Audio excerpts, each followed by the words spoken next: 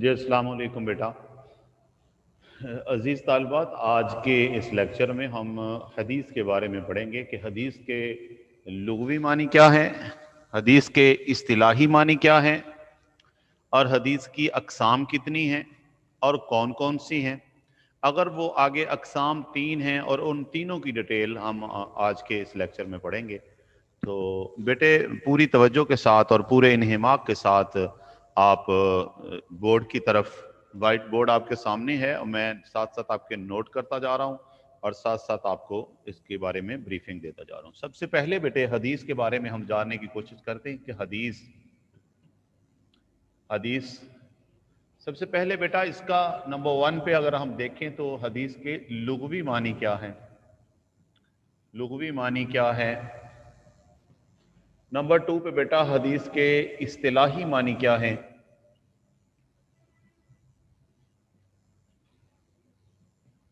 اور نمبر 3 پہ بیٹا حدیث کی اقسام کیا ہے، حدیث کی اقسام کتنی اور کون کون سی ہیں۔ اس کے بعد سب سے پہلے بیٹا حدیث کے لغوی معنی ہوتے ہیں بات، کلام یا گفتگو کے ہیں۔ بیٹا یاد رکھیے گا کہ حدیث کے لغوی معنی، حدیث کا بیسیکلی جو معنی ہوتا ہے وہ بات ہوتا ہے، قول ہوتا ہے، کلام ہوتا ہے یا گفتگو۔ کسی کی بات، کسی کا کلام، کسی کی گفتگو، اس کو ہم حدیث نہیں کہہ سکتے، ہم بات کہہ سکتے ہیں۔ میں بات کر رہا ہوں، آپ مجھ سے بات کر رہے ہیں، میرے پیرنٹس مجھ سے بات کرتے ہیں، میرے ریلیٹیو میرے سے بات کرتے ہیں، میرے اساتذہ میرے سے بات کرتے ہیں۔ ان ساری باتوں کو، میری، میرے پیرنٹس کی، میرے اساتذہ کی، میرے عزیز و اقربا کی، میرے دوست احباب کی، جتنی باتیں ہیں ان کو ہم حدیث نہیں کہہ سکتے۔ لیکن پیارے پیغمبر صلی اللہ علیہ وسلم کی مقدس، معطر، مطہر اور خوشبودار زبان اقدس سے جو بات نکلی اس کو ہم بیٹے حدیث کہیں گے۔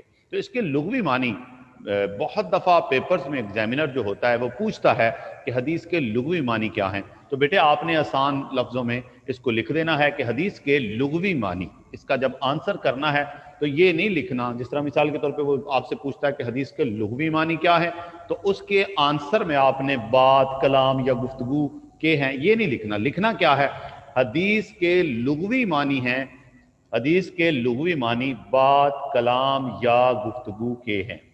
حدیث کے لغوی معنی بات، کلام یا گفتگو کے ہیں، یہ حدیث کے لغوی معنی بیٹے۔ اب اصطلاحی معنوں میں جائیں۔ آپ صلی اللہ علیہ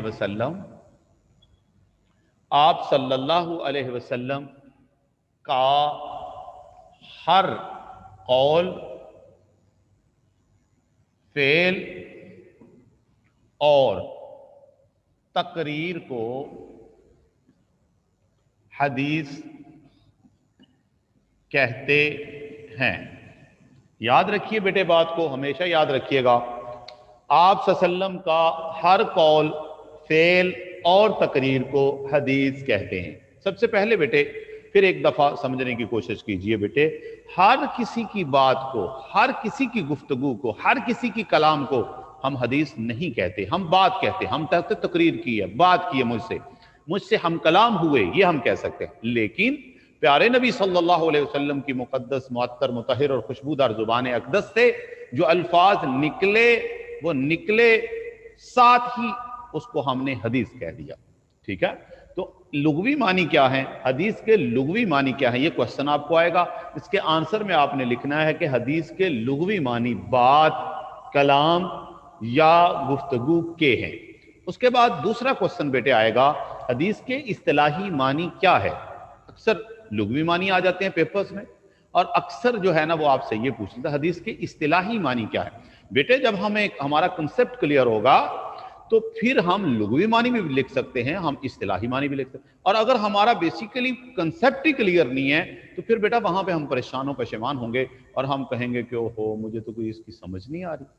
تو حدیث کے اصطلاحی معنی کیا ہے، تو اس میں آپ لکھیں گے حدیث کے اصطلاحی معنی آپ صلی اللہ علیہ وسلم کا ہر قول اور فعل اور تقریر کو حدیث کہتے ہیں۔ نیکسٹ بیٹے، حدیث کی اقسام کتنی ہیں اور کون؟ یہ بیسک